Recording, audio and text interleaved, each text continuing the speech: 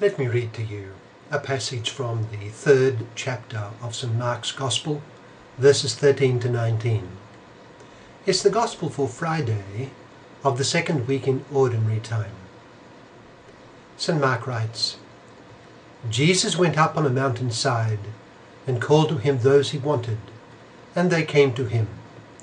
He appointed 12, designating them apostles, that they might be with him, and that he might send them out to preach, and to have authority to drive out demons. These are the 12 he appointed: Simon, to whom he gave the name Peter, James the son of Zebedee and his brother John. To them he gave the name Boanerges, which means sons of thunder. Andrew, Philip, Bartholomew, Matthew, Thomas, James the son of Alphaeus, Thaddeus, Simon the Zealot, and Judas Iscariot, who betrayed him. That's from Mark chapter 3, verses 13 to 19.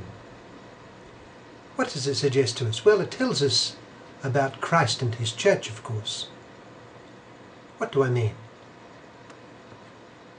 Well, there is the danger for the Christian of not appreciating the profoundly Jewish roots of his religion.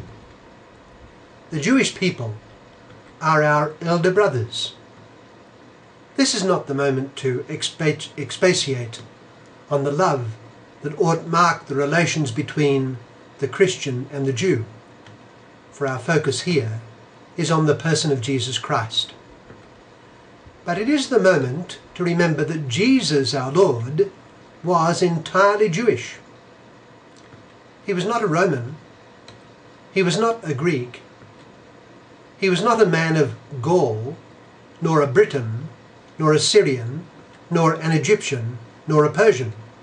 He was a Hebrew, a son of David, a son of Abraham, of the tribe of Judah. He was a descendant of Isaac and Jacob's son Judah. He undoubtedly had, we might say, classic Hebrew features, and the build and the stature of a Hebrew. Though he was raised in Nazareth and spoke with a Galilean accent, and we remember that Simon Peter was identified during the Passion by his Galilean accent, Jesus was born in the town of his forefather David.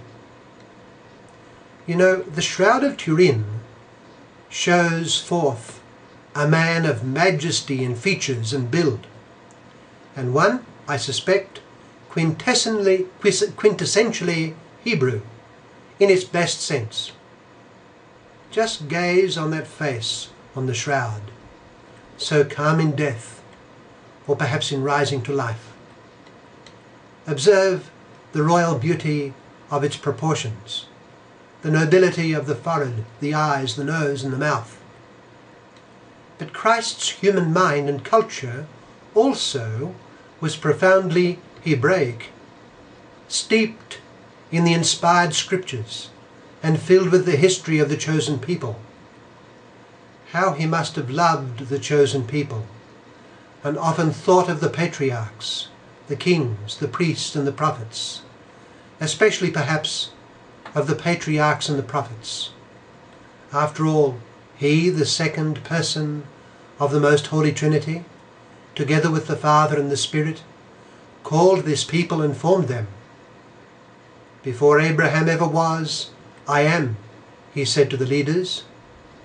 Abraham saw my day and was glad, he said again. All that he did as the redeeming Messiah would have had the Scriptures and God's dealings with his people for their backdrop. It is indisputable that being steeped in the Old Testament, as our Lord himself was, assists us to understand the Christ of the New. Let this be the context for our reading of the Gospel passage of today, from Mark chapter 3, verses 13 to 19. Our Lord goes up on the side of the mountain, perhaps a large and extensive hillside overlooking the Sea of Galilee. He would have thought of the long centuries of God's chosen people. Let us imagine his mind going back to the beginning with Abraham, Isaac and Jacob. Let us imagine him with Jacob's sons in mind, the 12 patriarchs. His mind passes from these beginnings to the long and all too disappointing history of the 12 tribes of Israel. Abraham had been promised that through him the nations would be blessed. The prophets had foretold a new covenant, a new beginning. And now that new beginning had arrived in his own person, the person of Jesus Christ. There he stood on the mountain, the man who embodied God himself. In him was the fullness of the Godhead bodily. He also embodied the best and the noblest of his race. And now a new beginning was to be made in the story of salvation. And so we read, Jesus went up on a mountainside and called to him those he wanted, and they came to him. He appointed 12, designating them apostles, that they might be with him, and that he might send them out to preach, and to have authority to drive out demons. Why did he appoint 12? Well, clearly because it was a new beginning. As Jacob, that is to say Israel, had summoned his 12 sons and constituted them patriarchs of the people to come, so too Christ, the new Israel, was constituting certain of his disciples to be the new patriarchs of the people to come. He was laying the foundations of his church. There were to be striking differences between the old and the new. Jacob had entrusted his sons, the patriarchs, especially Judah, with their missions, but it could not be compared with the mission being entrusted to the new patriarchs. These were the apostles, his own envoys, who were to be with him and who would be sent out to do as he was doing. They would preach and drive out the demons. It was a harbinger of the universal mission to come and the grace they would bring to the world. The new people were to be missionary and led as such by the patriarchs. They would bring the Redeemer to the ends of the earth. The church which Christ built has the 12 apostles for its foundation. In this sense, it is apostolic. It is also apostolic in that it shares in the mission entrusted to the 12. Its members share in that mission in diverse ways, depending on the vocation, the grace, and the circumstances of their lives. The direct successors of the 12 are the bishops, united with the successor of the rock on which Christ built his church.